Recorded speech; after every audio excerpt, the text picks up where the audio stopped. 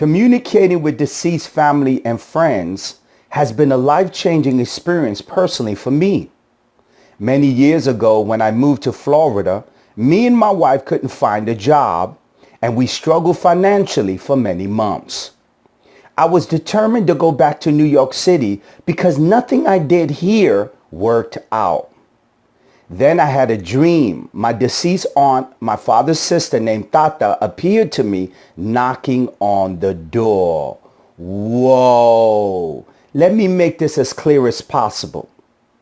If my deceased aunt Tata never appeared to me in my time of financial struggles when we moved here to Florida, Master Prophet Noel's ministry would have never been birthed.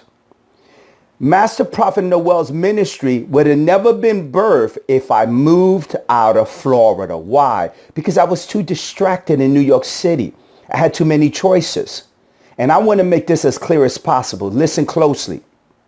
If you are a prophet, it is your responsibility to take away the mental fear and permit your deceased loved ones to communicate with you that will help you in difficult times.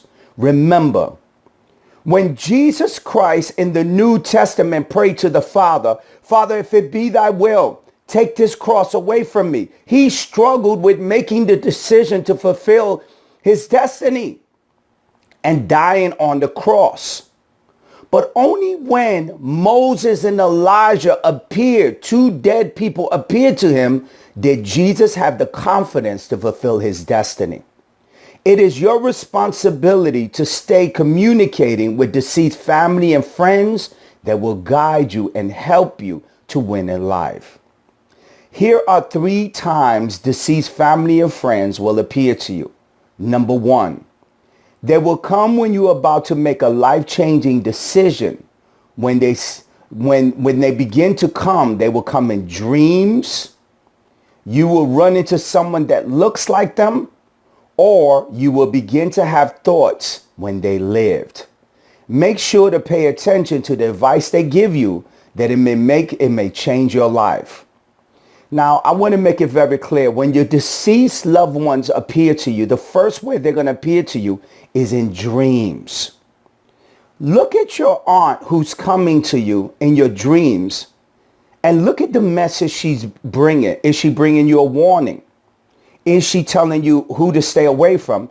Is she revealing a secret about your life? Make sure that when your deceased loved one appears to you in your dream, pay attention to the message they bring.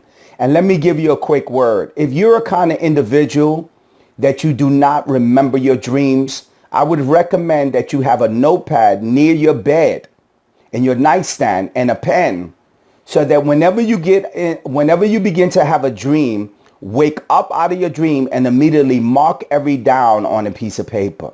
This is what I would recommend. The second way your deceased loved ones will appear to you is you will run into someone that looks like them. Whoa. You see, when my Aunt Tata appeared to me in a dream, and she gave me one of the most greatest prophecies to stay in Florida, that things would go good for me financially, that I was going to go high as a balloon, that money and wealth and prosperity was coming my way.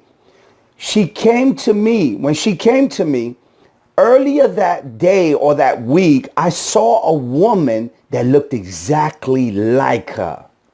And I told Daniel, I said, Daniel, look at that woman over there. Doesn't she look like my Aunt Tata? She said, yeah, she looked exactly like my deceased Aunt Tata. She appeared to me in the physical, and then I had a dream.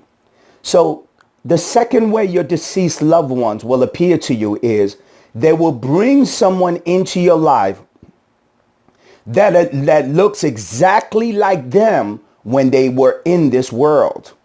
So the person might look exactly like them when they were in this world. And that would be an indication to you as a prophet that your deceased loved one is trying to communicate with you.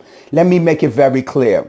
If you're African American, it is part of your culture that the slaves kept themselves strong in the times of slavery and struggle by communicating with their ancestor. This is something that has been done for thousands and thousands of years. What kept the African American slaves strong was that they were constantly communicating with their deceased loved ones and praying to them and doing folk songs that kept them strong in the time of slavery and in the time of struggles. And I want to make it very clear. If you're a working prophet, you will endure seasons of temptations, seasons of struggles that a deceased loved one will appear to you to bring you an answer. The third way your deceased loved one will appear to you is you begin to get mental thoughts of the person. This is the third way you're deceased. You begin to remember that you used to go to a barbecue with your deceased aunt or uncle. You begin to remember that you used to go to your aunt's house and eat her food. These memories are conjured up by the deceased loved one that is explaining to you, the prophet, that they're trying to communicate. Now you say, Master Prophet, why are these deceased loved ones bringing memories to me? Because they want you to know it is them that is communicating. You see, one of the biggest struggles that many people have is that they hear voices, but they don't know who's communicating with. When your deceased loved one will appear to you, he will communicate and remind you of events that you and that person shared. You might remember that you used to go to your aunt's house and eat her food. You start to get these memories. It's because she's communicating with you. She's getting ready to bring a life-changing information. She's getting ready to tell you something about your past, present, and future that will bring restoration and deliverance into your life.